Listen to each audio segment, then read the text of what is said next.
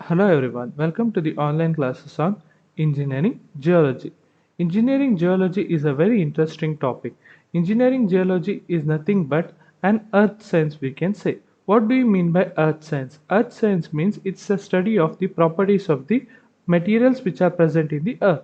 So we are basically studying the properties of the rocks, okay? Then minerals. So whatever the materials which are present inside the earth, we are going to see those materials, and those materials how it is been used in the construction industry for the construction of buildings. We are going to see in this engineering geology. So this engineering geology is very important because these materials whatever you see, that is like rocks, minerals, everything is practically applicable. So you should be knowing the properties of this material. So let us go to this subject now.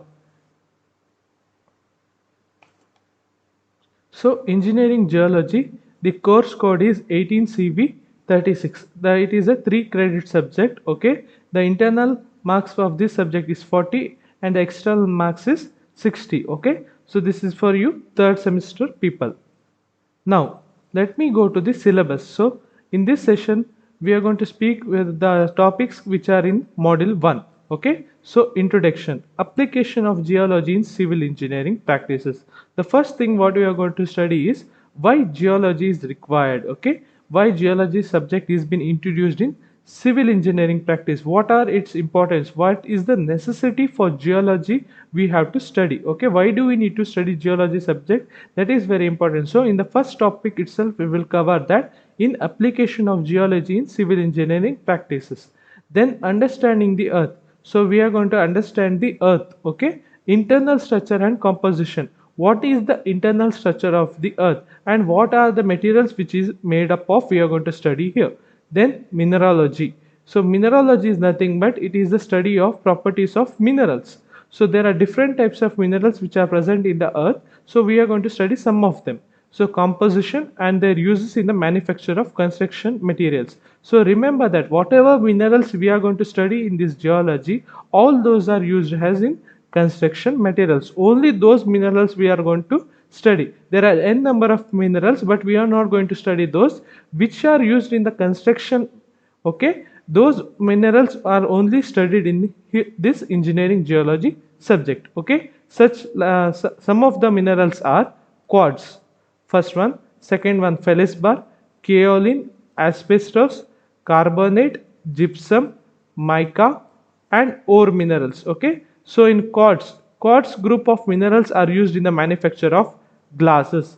Feldspar group of minerals, there are n number of minerals present in the feldspar group. So these are used in the ceramic wares. Okay, ceramic wares are nothing but your wash basin, sinks, okay, commodes. So these are made of ceramic material. So in those ceramic material, feldspar group of minerals are present. And in flooring tiles, okay, flooring tiles are in flooring tiles, feldspar group of minerals are used.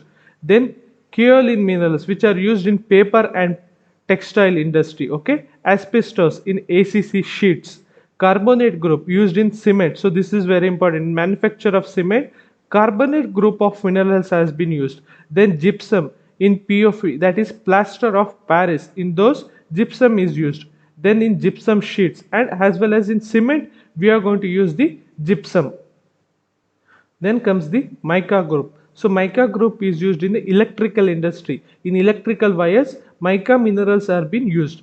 Then the ore minerals, which is very important, that is iron ore. That is nothing but steel. So steel, you all know that in construction industry, which plays a predominant role. So we are going to see regarding the ore minerals such as chromite, bauxite. Chromite is an alloy. Bauxite in bauxite we are going to study regarding aluminium, and calcopyrite, which is nothing but copper. So these minerals we are going to study. Okay, all the properties of these minerals which are present here, then the composition of these minerals, then how it is used in the manufacture of the construction materials, we are going to see in the coming session. So in this first session, let me talk regarding only this introduction part. Okay, we will see regarding what is the application of geology in civil engineering. Then we will see the understanding of the earth, that is nothing but the internal structure and composition of the earth surface. Let us going to study in this session. Now let me start this session. Before that, let me say the textbook which you have to refer for engineering geology. Okay, Parbin Singh textbook is very good textbook and which I am going to refer. Okay, and the name of the textbook is Textbook of Engineering and General Geology. Okay, refer this textbook. You will get the all the syllabuses which is there in your syllabus will be covered in this textbook. Okay, you can refer this textbook. And P.K. Mukherjee also, you can refer a textbook of geology. Whichever textbook you refer, the contents will be the same. Okay, and geology is very general topics. Okay, with topics which are very useful in the future also. Okay, let us start the session now.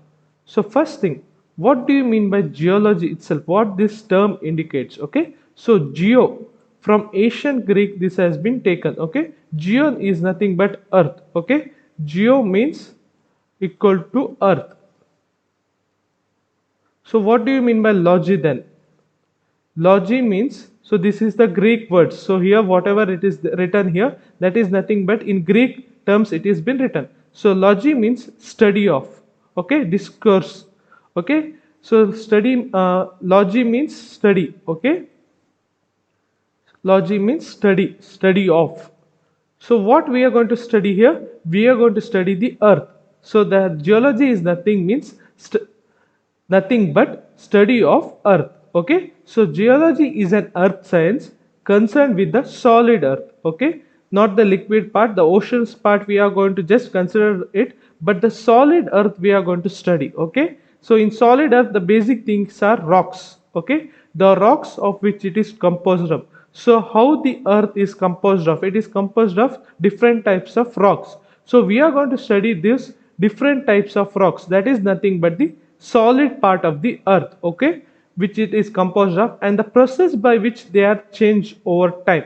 So different types of rocks you can see in the surrounding nature. So how those different types of rocks are formed, what are the composition of those rocks? Okay, that is what we are going to study in this geology. And those rocks which you see surrounding are being used in the construction industry. So before using in the construction industry, we should know the properties of those rocks.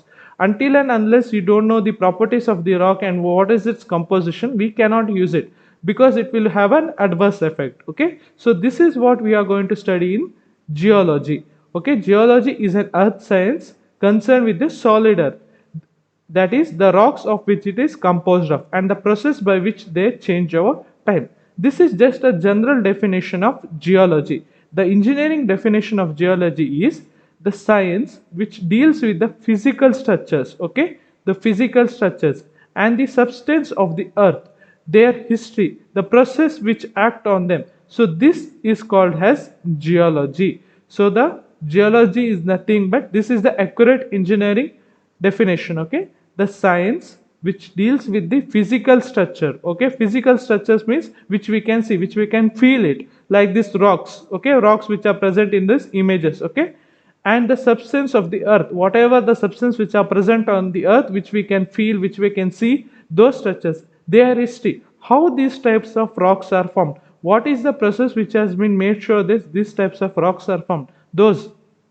processes which act on them. So those things we are going to study in this geology. Okay, so there are different types of rocks formation like this we can see. Okay, this rock formation is in Udupi Malpe. Okay, in that island this types of rock formation will be present. So how this type of rock formation is been occurred, what is the process by which these types of rocks are formed? Okay, that thing we are going to study in this geology. Henceforth this is a very important topics. Okay, so concentrate on these topics. Now we have seen the definition of geology. Now let us see the importance. Once you get to know the definition, you know that it is just an earth science. So why it is required, why it is importance is given to geology? So geology, its importance in civil engineering practices. Engineering geologists, so whoever studies geology completely, there is a MTech degree in geology itself. So who studies and completes those MTech degree in geology, he is said to be a geologist. Okay, normal civil engineer, he will be said as civil engineering itself, but who completes MTech in geology, he will be said as geologist. Okay, who completes MTech and gets more knowledge regarding the earth science, that is nothing but geology itself, he will be called as geologist. Okay, he will have a separate degree called as geologist degree. Remember that. So the engineering geologist has to observe and record geological information.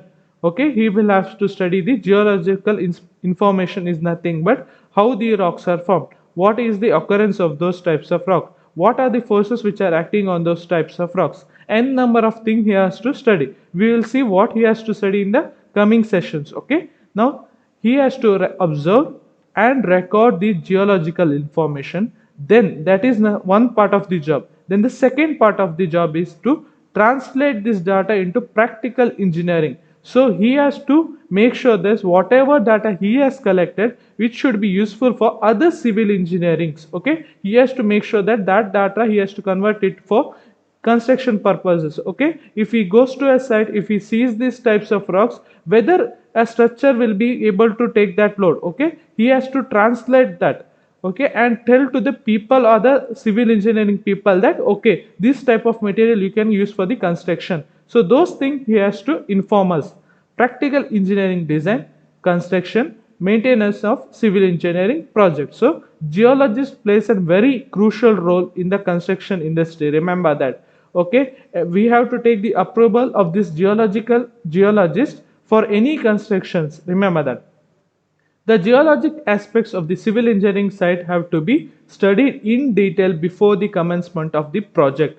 So before any commencement of the projects, we have to see the geological aspects, whether that site is suitable for construction. Okay, we have to see that. So the first person who will inspect the site is a geological inspector. Okay, he has to give the approval for the construction of those buildings in those region. So that's why a geologist is a very important, and you are, that's why geology is a very important subject. Remember that.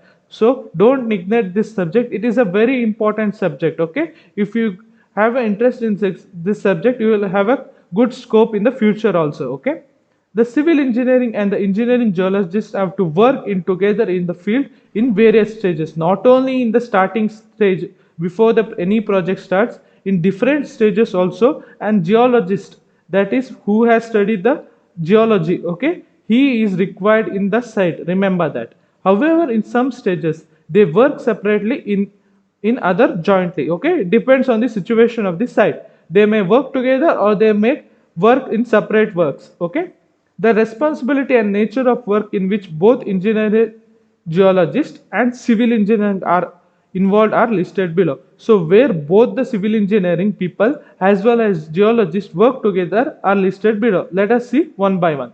First one is engineering geology and civil engineering mapping. Okay, where an geologist as well as a civil engineering people work together. So mapping, what mapping the geologist will do? The engineering geologist has to prepare a geological map of the area based on the aerial photo, satellite imagery interpretation, and field observation. So he will prepare a map, a geologist. So let me show you the map. So this map you people have already seen. Okay, this is nothing but an Indian outline map which shows the international boundary as well as the state boundary. This is just an outline map. See, all the outlines of the international boundary have been marked in these dark lines. Then the state boundary are marked by these dotted lines. Okay, Karnataka, everything is marked. This is just an outline map. Okay, this is not a geological map. Remember that this is not a geological map. Now this also you have seen everywhere. This is a physical map which according to the latitude and longitude the India has been, how the India has been divided with respect to latitude and longitude has been shown here. Now coming to the geological map of India. So this is the geological map of India. So what it indicates? It indicates the different types of territory which is present in India, like the recent and Pleistocene territory, Deccan Trap, Godan and Vindhya regions, then pre-Caribbean region, Kadapa region. So these are the different types of region. Now what this indicates, what do you mean by Deccan Trap? Deccan Trap is nothing but this Western Ghats, these regions, okay, where there will be found a formation of mountains. Okay, see here, this is nothing but the Deccan Traps. Where it is present? It is present in some regions of Maharashtra. See here, here the Maharashtra regions will come, and in Karnataka also the Western Ghats. So these regions where the Deccan Trapes are present, like that way, Vindhya, everything. So here granites are present. Here unclassified crystallines are present. So what are the types of rocks, minerals present on these regions? Depending on those things, this Deccan Trap, everything has been named. So we not need to go in detail regarding these things. This is not useful for you people. This is for a geologist in the higher semesters, and sorry, not in higher semesters, also in higher MTech. If you're going to study, you will get to know the different types. What do you mean by Deccan Trap? What are the classification on which we are naming this Deccan Trap? Everything will be there. So here basically you just understand that this is the map which is prepared by a geologist. Okay, this is the importance. So this has been prepared by a geologist as well as with the help of a civil engineer. Okay, how geologists will prepare those map? Depending on the aerial photography and satellite image interpretation. So he cannot go to site everywhere, like in the Deccan Traps, where he cannot go to site and see whether what is the condition. He will use the aerial photography using drones, or using the satellite photography. He will interpret what is the site location, how it looks like, what will be the vegetation there. Depending on that, he will assign whether it's a Deccan Trap, whether it's a Vindhya regions. Depending on those conditions, he will do. In some condition, he will do the field observation also. Depending on that, he will prepare a geological map of any region of countries. Also we can do subsurface geological features also map. Not only the what you see on the surface of the earth, below the surface of the earth also, what are the things present, what is present, we can also map that. That is done by geologists. Remember that a civil engineer can only map the on the surface itself. You can measure everything on the surface, but a geologist can map whatever is present below the surface of the earth also. He will give the different maps, what is the regions below the earth's surface also. That thing we will see in this session also, what is below the surface of the earth. Now, as I mentioned earlier, this is an outline map, this is a physical map, this is a geological map of India. So this is the Deccan Trap. Now, coming to the next perspective, he will exploration. A geologist will do the exploration. In this stage, the engineering geologist explores the area based on the exploration techniques. Okay, we will not go in detail. These are just the basic idea of the geology subject. So just I am giving you the brief idea what and geologists do. First thing, he will do the mapping. Then he will do the exploration. He will go to the site. He will explore what are the rocks present. There are n different method of exploration technique. We don't need to go in detail regarding those. We will just see. He will just explore this. He will just study the rock formation. Why this type of rock is formed? Why this inside this like this curvature has been formed? Those things he will be studying. The engineering geologist works from the planning stage, supervise the exploration work, and records the data for the further interpretation. So whatever data he collects, then it will be useful for the civil engineering people. So those things he will do in the site. He will explore this site condition, he will explore this rock, why this rock has been formed, what is the strength of these rocks. He will study and he will interpolate those values and give it to the civil engineering people. This is the second thing, exploration. Then project planning. Project planning is the most important aspect in civil engineering.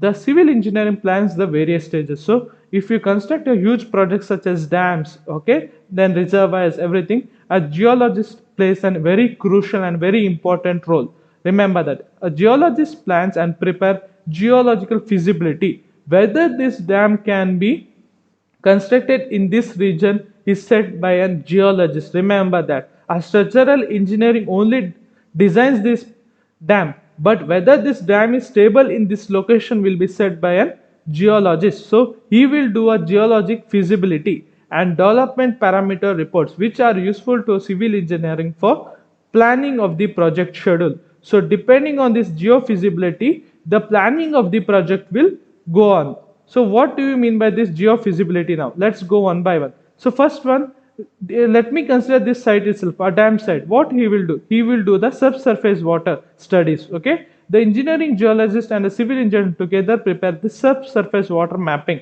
So how much amount of this water is present?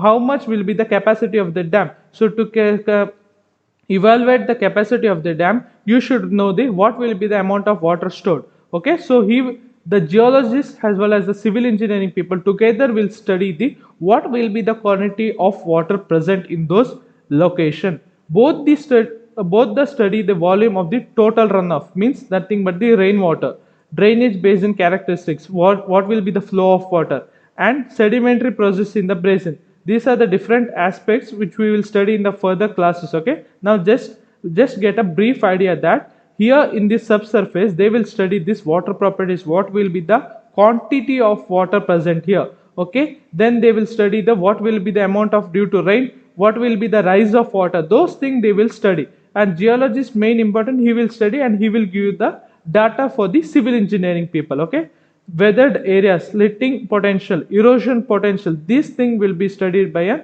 geologist. Okay, also estimated before planning and hydraulic structure in the basin. Then the second thing what we will study is the groundwater. Groundwater is the major problem in the major civil engineering works. The engineering geologist studies in detail the occurrence, movement, structural controls, and hydrogeological properties of the rocks. Hydrogeological maps are prepared by for civil engineering purposes. So groundwater is a very important criteria. It is one of the sources of water. Okay, pure water we can say one of the sources is the groundwater, but it is a problem for the civil engineering purpose. Now if you consider that below this dam there is a good amount of groundwater, what it will lead to is when there is a construction of the dam, when it is complete, there will be huge amount of pressure on those waters that will lead to the collapse of the dam itself. So we have to study the groundwater, very important. Okay, once we have to understand, a civil engineer has to understand this hydrogeological maps which are prepared by the geologist. Okay, whether this dam, whether this the weight of the dam can be taken by those regions, because if there is a presence of large amount of groundwater, then the dam may not be stable. So that has to be studied by a geologist. Remember that. Okay, the groundwater will be studied by a geologist. Then the slope stability. Now you have seen that this much amount of water will be present, the base is also strong, you can construct a dam. Now what basically happens is that when you construct a dam will be strong. Whether this, then the water has to flow, right? Water has only one thing, it has to flow from one place to another. What the water will do, water will try to come from the other regions, in the side regions it will try to erode. Now the geologist has to see that whether this slopes, whatever it is given here, whether it is stable or not. Otherwise what will happen, the water will get come from here, all this region the water will try to erode, and once they try to erode this, all the surfaces will go on and the water gets flooded from the sides. So that should not happen. This slopes should also have the sufficient sand so that the water pressure may not erode these regions. Remember that if erosion takes places, then the dam collapses from the side and all the water gets flooded through this side region. So that slope stability should be studied by a geologist. So that is also the one of the important aspect. Remember that. Okay, these things are studied by a geologist only. Okay, geological parameters of the possible slide regions are studied. So whether this slope is stable, whether these types of soil or rock formation, whatever present there, whether it is capable of holding this water pressure, that has to be studied by a geologist, not by a civil engineer. Remember that. That's why the geologist plays an important role. Then geological structure. Field investigation is carried out for the selection of a suitable area. So which is area for this type of construction? Let me consider here, I am considering the example of a dam itself, whether this area is suitable. Why? Whether I need to construct the dam here, or I can construct the dam here, I can construct the dam here. Which region I can construct the dam, whether these regions are suitable, is being studied by a geologist. So that is called as geological structures. Field investigation. Now he has to go to the field and he has to investigate the properties of the soil or the rocks whichever is present in those region. Detailed surface as well as subsurface. Subsurface is nothing but below the surface of the earth. Subsurface studies are conducted and the surface and subsurface maps are prepared. Once he does the study, he has to prepare the maps. Okay, geologist will prepare the maps of everything, the surface, whatever present on the surface of the earth, then the subsurface, whatever things are present below this surface, he will map it. The engineering geologist and the civil engineering conduct in-suit tests. They will conduct different types of tests for foundation material and supervise the construction methods and monitor the structure after the completion of the work. So not only during the construction or before the construction start, after the construction also due to maintenance. Okay, once the dam is construction, it may not be safe itself.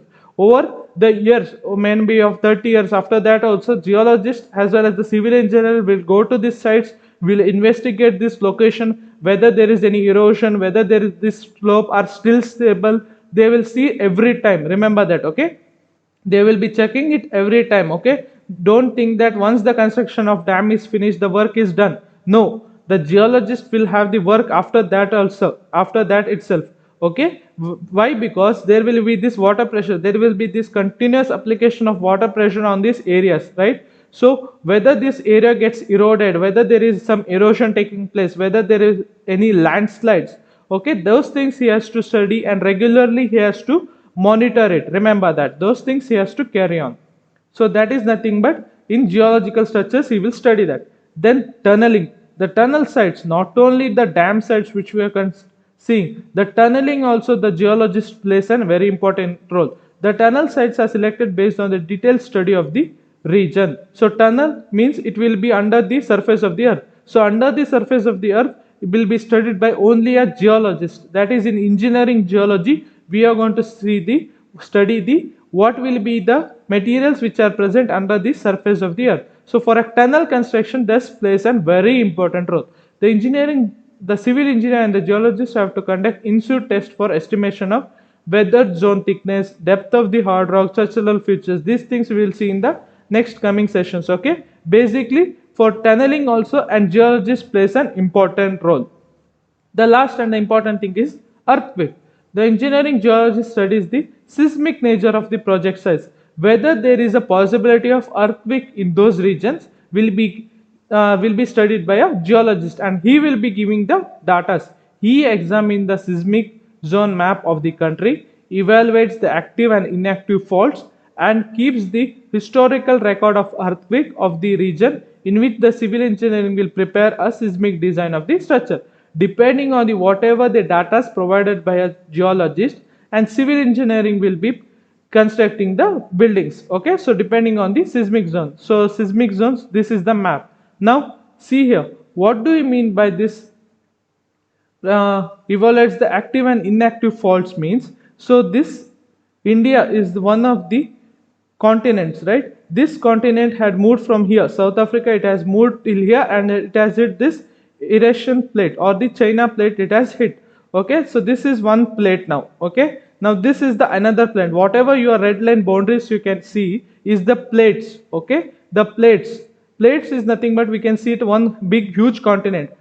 In that some regions are filled with water. Okay, only the few regions are in land areas. Okay, so this is one huge plate. Okay, now India is just this one huge plate in which this has been filled by water now. So this is one plate now. This has been continuously hitting the China. Now if you see it in online also, India is moving downwards below the China every year. Continuously there is a movement, but it will be in few millimeters. Remember that. For a year it will be just moving a millimeter. That's why we don't feel it. But India is continuously going down below the surface of the China. So due to which there might be an earthquake happening. That's why there is a lot of earthquake happening in the Himalayan region, because due to the movement of this India plate below this China plate. Remember that. Here also there is one more thing. The largest amount of earthquakes happens in Japan. Okay, and lot of earthquakes happens in Japan. So why? Because there is a two tectonic plates. This is one plate, this is another plate, and this is all these plates are coming and meeting at this location, and Japan is somewhere here. Okay, due to which there will be regular earthquakes happening in these regions. Okay, that has been studied by a geologist, and he has prepared this fault zone map of the world. Now let us go to the India itself. Okay, India itself. Now this zone 5 indicates the highest probability of having an earthquake, that is in these regions, in the Himalayan regions. See, you can see here. Because why? Because as I mentioned earlier, India is continuously going below the surface of the China. Okay, below this China belt, via Indian plate is going down. So due to that, there is this, here in this region there is a maximum probability of having a earthquake. Now coming to this first, Karnataka here, there is the least probability, see here, least probability of having an earthquake. At the coastal belts, due to the oceanic currents, there might be a probability of having an earthquake. That's why this is slightly higher. So these maps are prepared by a geologist, okay? Based on these maps itself, we will construction of the dams and big huge structures will be taking place. They have to study this maps, okay, and study this. Depending on this map, they will get some values. Depending on the values, the structure will be constructed. So this is very important part, okay. So these geological features of civil engineering have to be studied or detailed before execution of any work. So as I mentioned earlier, these things: earthquake, geological structures, slope stability, groundwater, subsurface water, exploration, and geological mapping. So these things you have to study properly before construction of any huge structures. For a normal single story house, nothing much is important. But for any big huge structures, any apartments you are going to construct, a geological survey is a very important and must and should.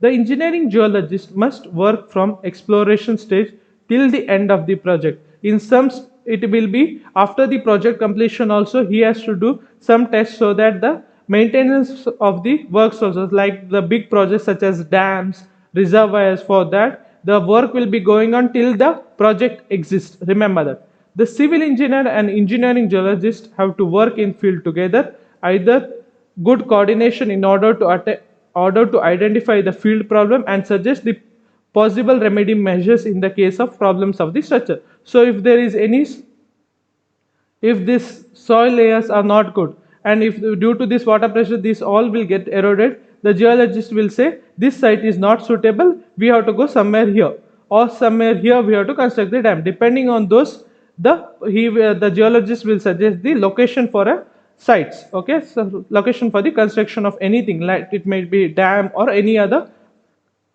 construction buildings. Now the very important topic here, your basic geology syllabus starts, okay. This was just the introduction of geology, okay. Whatever I have taught till now is just the introduction, and it will be never been asked in the exams. But these things, whatever I'm going to start, will be asked in the examination and very important, okay. So what is the application of earth science? Earth science is nothing but geology. Remember that in exam sometimes they may indirectly ask you, explain the application of earth science in civil engineering. Then don't think earth science is something else. Earth science is nothing but geology itself. That's why I have written here earth science. So, right, what is the application of earth science in civil engineering practices? So this question is n number of times asked in the examinations. So if you see any VTU exam papers, question papers, okay, this question is a regular one.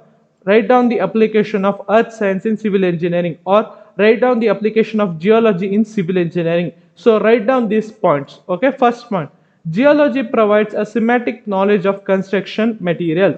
So whatever materials you are going to use in the construction, those materials knowledge, it will be provided by geology. That is nothing but earth science. Occurrence, what knowledge regarding the occurrence of those materials, composition of those materials, durability, etc. So on, for civil engineering works. First thing, schematic knowledge. First one is the schematic knowledge will be provided. That is one of the application. Second application, geology provides a schematic knowledge of flowing water. So what will be, how will be the direction of the flow of water will be there. Then blowing wind, ice, earthquake. Not only the materials of the earth, it will also provide the knowledge of the flowing water. What will be the direction of the river flow? What will be the direction of the stream flow? What will be the direction of the lake flow? So those things will be given by the geologist. Not only water, but wind also, okay. What will be the direction of the wind direction, okay. There will be the changes in the wind direction from the morning to the evening. So what will be those changes? What will be the pressure of the wind on the structures? Those things will be given by a geologist. Then there is ice in the mountain regions. How much amount of ice will be present in the different time periods will be given by the geologist. Earthquake, as I mentioned earlier, regarding in the previous slides, regarding the earthquake itself, for planning and carrying out the major civil engineering works. So he will give the semantic knowledge regarding the flow of water, blowing wind, ice, earthquake. Next one, quantity and depth of groundwater table occurrence. So he will also give, the geologist will also give the details regarding the groundwater. So this is one of the another application, okay, one of the application of studying geology. Then the fourth one, construction of dams, reservoir, bridges, roads, etc. are directly connected with geology of the area. So this is one of the applications. So if you want to construct any huge projects, the geology of the area should be studied. To know the geology of the area, you have to study the geology subject. The knowledge about the nature, structure of rocks is very necessary for tunneling, construction and canals. So as I mentioned earlier, you have to study the nature of the rocks. Okay, nature as well as the structure of the rocks. With this nature and the structures is given by geology. So this is one of the application. Remember that. Knowledge about the variation of earth atmosphere is studied by geology. A simple thing, whatever the knowledge about the earth atmosphere, okay, there are different regions in the earth atmosphere. How the atmosphere behaves will be studied in geology. These six data are very important. These six data are given by geology. So these are the application of geology in civil engineering practices. Okay, how geology is helpful for civil engineering practices by these 6 points. There are n number of points in the textbook. You can refer the other. I have only mentioned the important 6. Remember that these are the important 6 points which I have mentioned in these slides. But if you refer the textbook, there are n number of points. You have to refer it. You have to at least write minimum of 10 points if asked in the examination. 4 more points you have to refer the textbook. Okay, there are other 4 points are very easy, and there are n number of points which are very easy. These are the 6 points, okay, which are most important. Okay, and another points are interconnected to these 6 points itself. That's why I have not mentioned in the slides. Okay, so this is an important topic, application of earth science in civil engineering practices. Now coming to the one of the important topic is internal structure of the earth. Okay, our earth is a cosmic body. Okay, we define the earth as a cosmic bodies. It is one of the 9 members of the solar system, which of which sun is a central star. So in our solar system, sun is a central star and we have a 9 members. Okay, so those 9 members are Mercury, Venus, Earth, Mars, Jupiter, Saturn, Uranus, Neptune, Pluto. Now it has not been considered. Okay, so 8 planets are there. In its shape, the earth is commonly described as a spheroid. Okay, not a circle. Remember that a spheroid means a like an egg shape, you can say. Okay, I'm not good at drawing here. So an egg shape it is there. Okay, not complete a circle. It is an equatorial diameter. Diameter at the equator is very high, 12,757.776 kilometers. And polar diameter, which is less, little bit less. This diameter at the poles, okay, this diameter is 12,757, whereas here it is 12,713. That's why it is not a completely circle, and thus has an equatorial bulge. At the equators, at this region, there is something like this bulge. Okay, there is a bulge. At the present, the Earth is the only planet believed to have sustained life.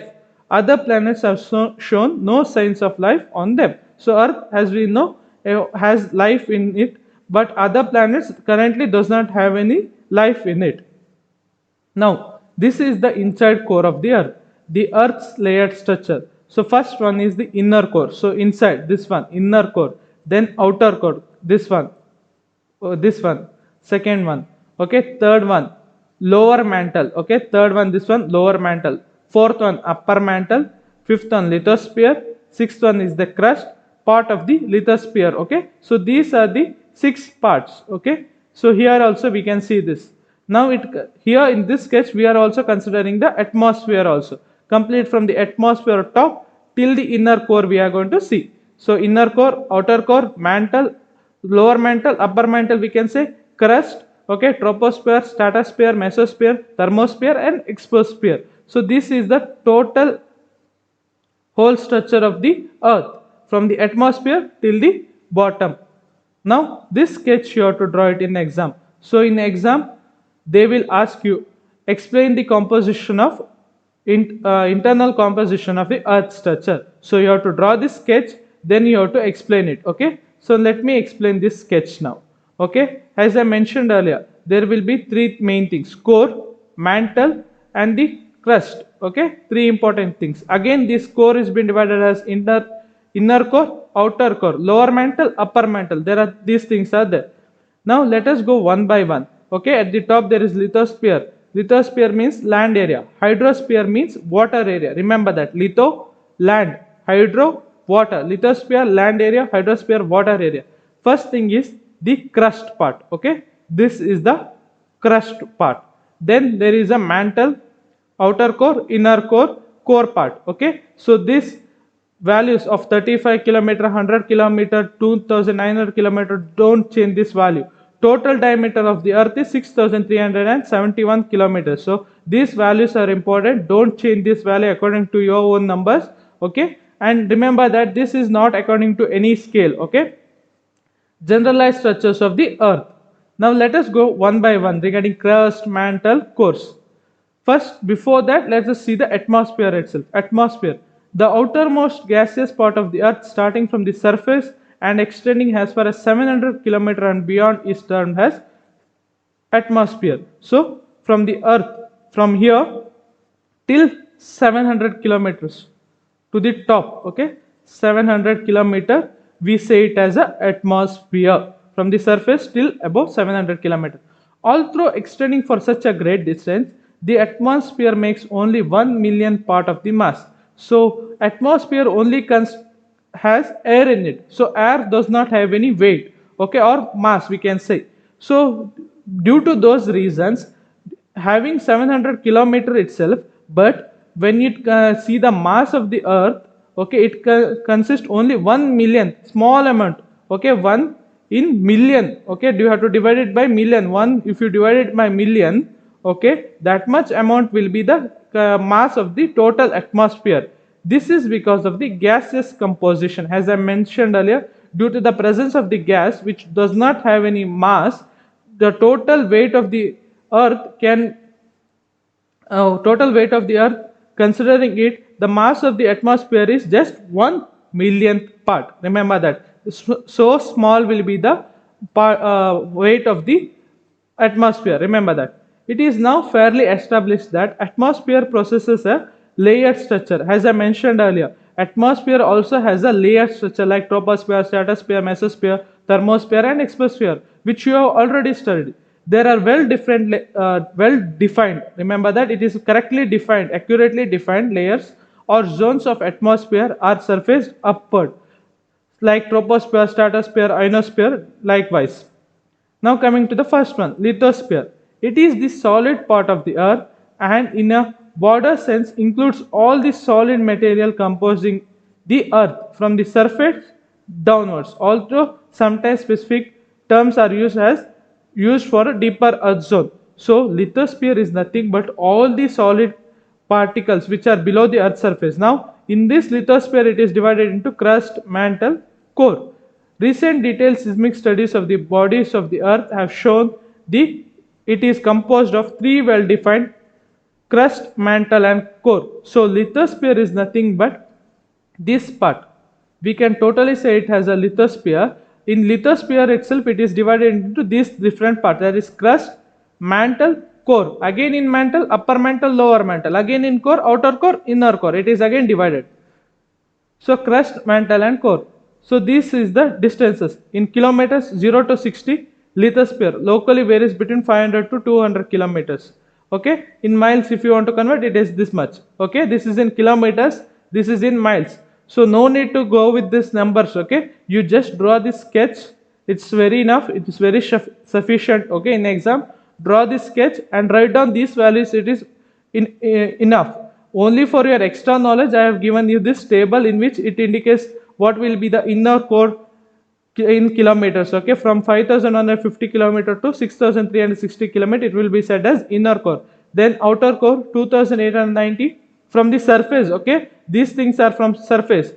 The 2890 to 5150 outer core, likewise. So all this been divided. So inside the surface of the earth, in this manner the surface of the earth is been divided below the surface of the earth. So draw this sketch, it is well and sufficient.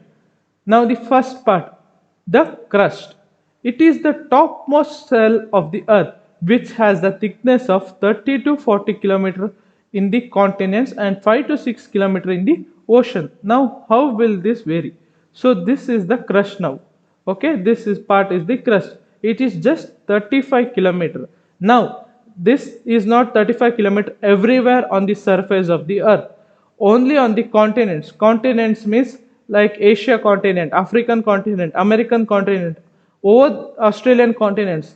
So in these continents the crust is 35 kilometers, whereas in the water regions, okay, in the Pacific Ocean, in Indian Ocean, in these regions the crust value will be just 5 to 10 kilometers. That is what is mentioned here. Okay, 5 to 6 kilometers below the oceans. Okay, below the oceans it is just 5 to 6 kilometers, whereas considering the land masses, that is the continents, okay, below India it is like 35 kilometers. Depends, it will depends on different region, the this variation will be taking place. Okay, in general if you take the average, okay, average if you take, it is 35 kilometers. Okay, that is in the continents, whereas below the surface of the water it is just 5 to 6. We have taken the average and we have written this value of 35 as well as 5 to 6 kilometer here in the water. Now if you consider this Himalayan regions, Mount Everest, everything in those regions, again the value of crust will be very high. It will be around 70 kilometers. Okay, and if you take the average, total average, here the mountain area and this normal regions, total average you can say it has a 35 kilometers in the continental region or in the landmass region, whereas in the water region, in the hydrosphere, whereas in those region you can say it is just 5 to 6 kilometers. That is what you have to understand here. There is a striking variation of materials or rocks, as they are called, composting the crust over the continents and ocean. So remember that whatever materials present in this crust region below the surface of the land area has total different properties whatever the crust area present below the water surface. That is one of the important statement. Remember that. Okay, whatever the rock masses below the land areas have different properties when compared to the rocks present below the water. In the crust itself there are different variation. Here whatever the rocks present below the water surface has different properties when considered whatever rocks present in these regions. Remember that. So that is what is meant by this statement, and you have to write all these statements when explaining the crust. All these statements whatever I am used in the slides are very important statements, and you have to write all these points in your examination.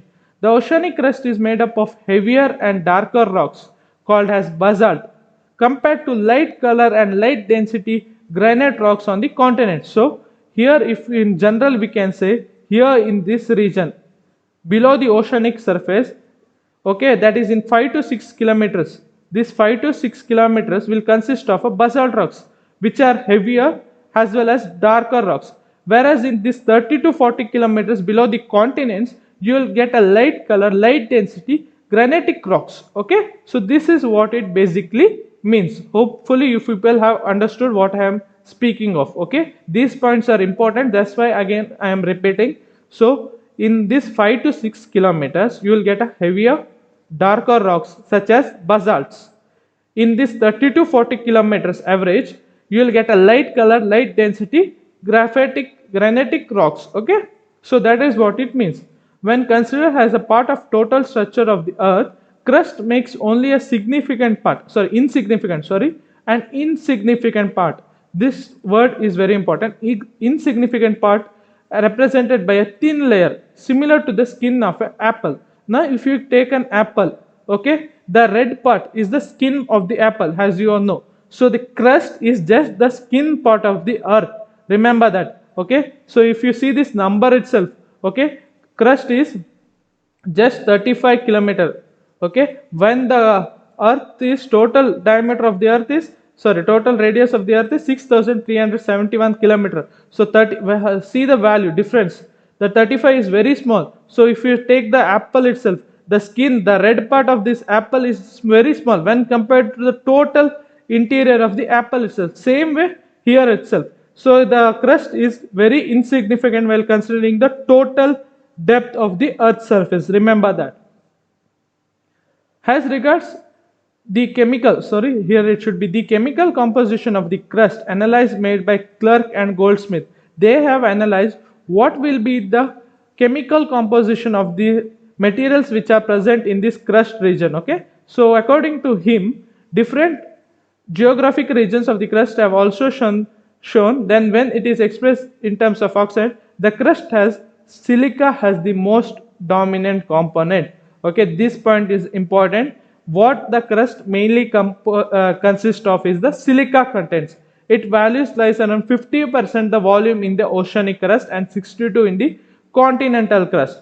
So if you take this part, okay, in the below the surface of the water there will be 5 to 6 kilometer of the crust. Into in those 5 to 6 uh, kilometers of the crust, you will have get 50% volume of silica itself. Remember that. If you say indirectly, that is 3 kilometers of silica itself you can find out in simple terms if I want to say. But it is not that simple. Just an example that I have given. Whereas in the 62% of silica is found below the continents, means in this 30 to 40 kilometers you can just see 62% of silica itself. Then aluminum is the next important oxide, varying from 13 to 16%, followed by iron oxide 8%, lime 6%, sodium 4%, magnesium 4%, potassium 2.5%, titanium 2%. So crust mainly consists silica. After silica, aluminum, then iron oxide, then lime, then sodium. So these values and these statements you have to write down if they ask you to explain the internal composition of the earth. You have to write down crust, you have to write down this composition. Crust consists of a silica which is 50% by volume in the oceanic and 62% in the continent. Then you have to write down next one is aluminum which is varying from 13 to 16%. Like that you have to go on writing down. The crust itself shows a complicated structure both in the makeup and compositional variation. It is not directly that easy that crust consists this much part of this amount of these materials. Whereas if you see it properly, it is totally complicated. Okay, this is just a rough idea that crust consists this much amount of silica, this much amount of aluminum. But if you go on digging there and see the true percentage, it will be going on varying, and it is totally complicated. Okay, remember that. So this is an example what I was saying. Okay, below the surface of the sea, this much.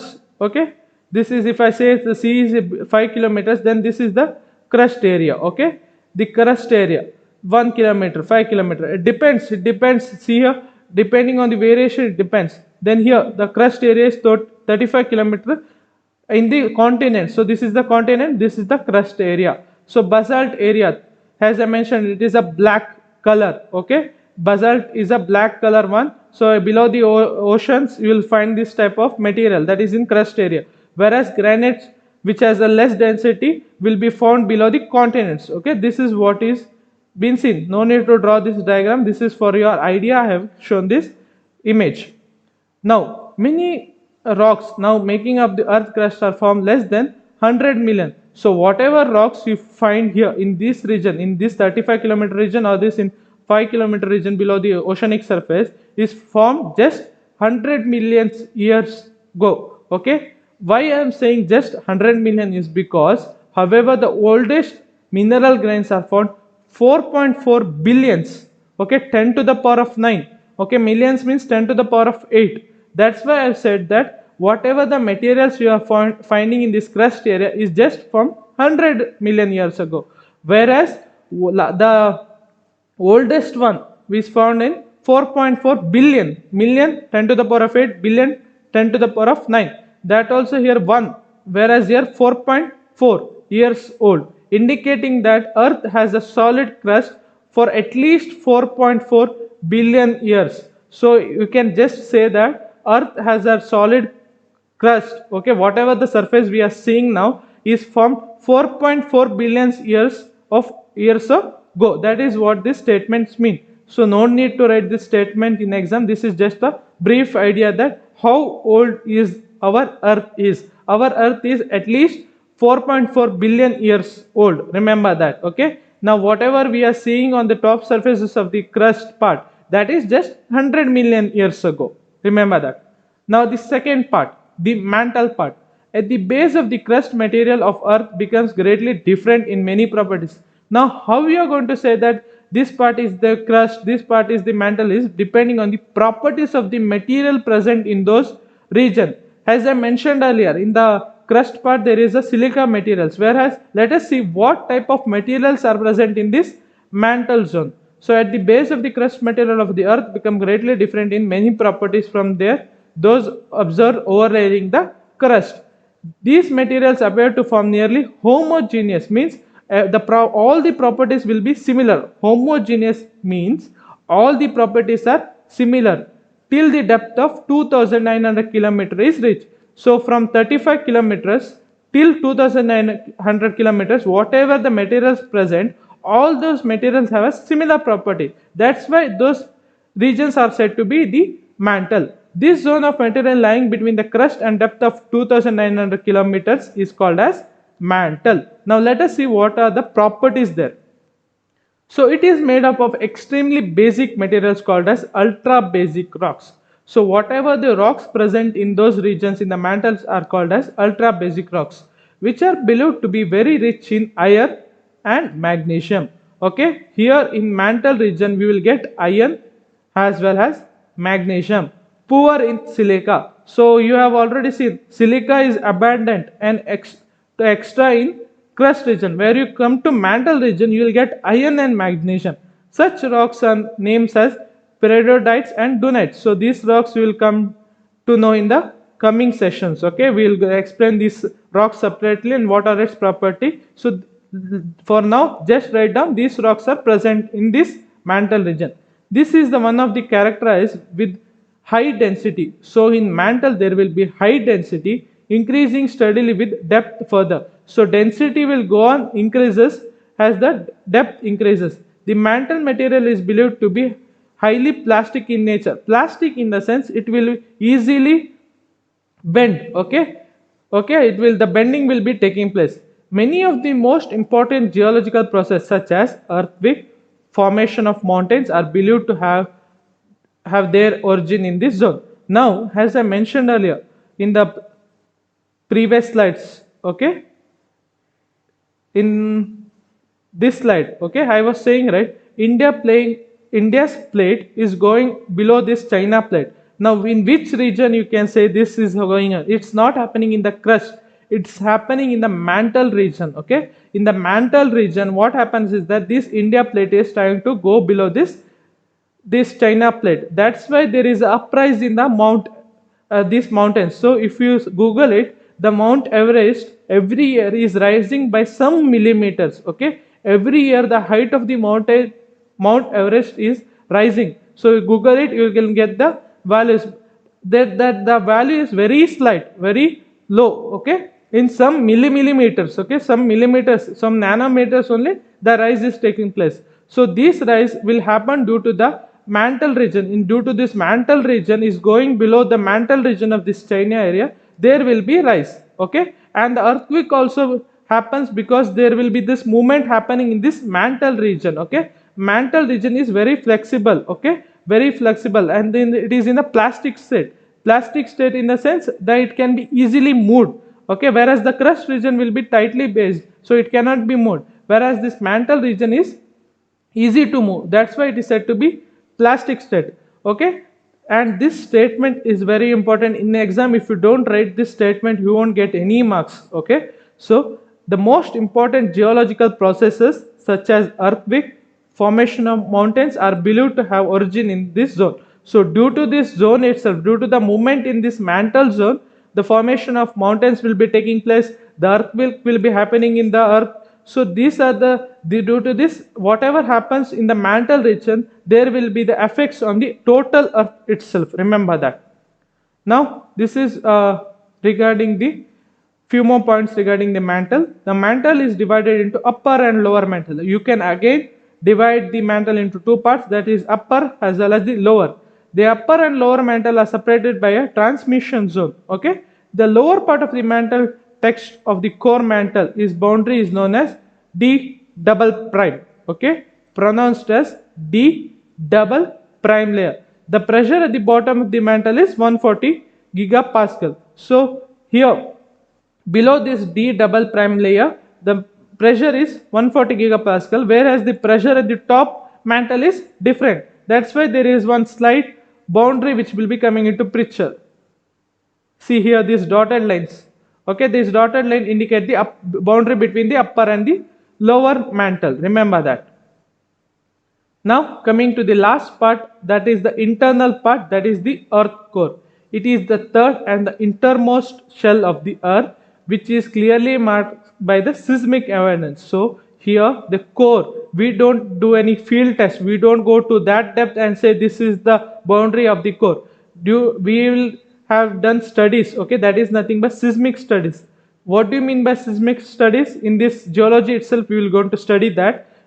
Based on those studies, we have marked the boundary of the core. Okay, it starts from a depth of 2900 kilometer. Remember that the crust, mantle and the core, we have not done any, we have not gone to that depth and we have marked it by doing seismic tests. There are different tests. Based on those tests, we have found out different results. Based on those results, we have marked these boundaries. Okay, it starts from 2900 kilometer below the surface and extends right up to the center at 6370 kilometer. The material making the core is found to be seismic studies only strikingly different and form, and the making the order of two shelf. One major aspect is elastic properties. So where the seismic studies has provided the details regarding the what will be the materials which are present in the core regions. Now let us see this. The material has no shear resistance. Okay, no shear resistance means water does not have a shear resistance, means it has the ability to flow, which makes it nearer to liquid than to solid body. So what material present in the core is that it will be of liquid body. Remember that. Okay, it does not have shear resistance. Basically it means it can flow easily. Okay, water does not have shear resistance.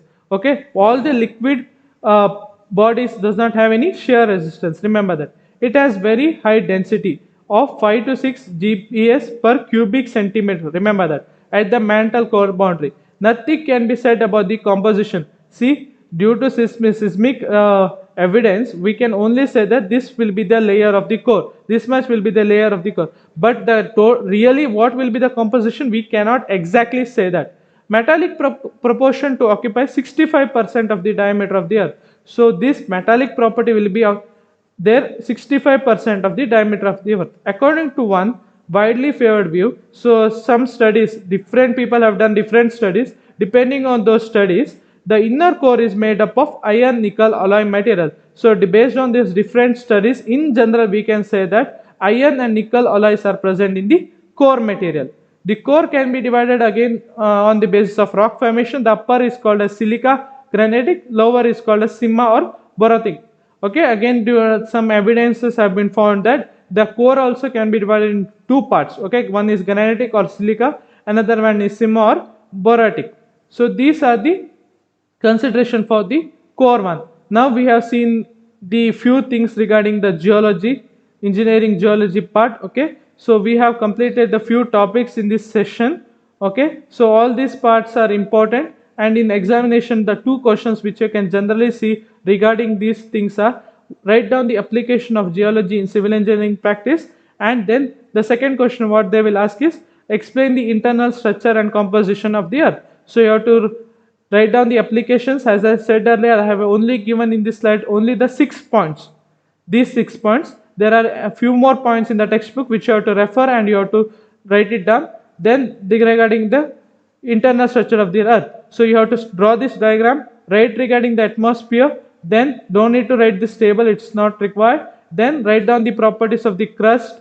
Okay, these statements, whatever I have given, these statements are very important, and these statements should be must and there in your answers. Remember that. Then regarding the mantle, then regarding the core. Okay, then refer the textbook, you will get few more points. Okay, few more basic points regarding these materials.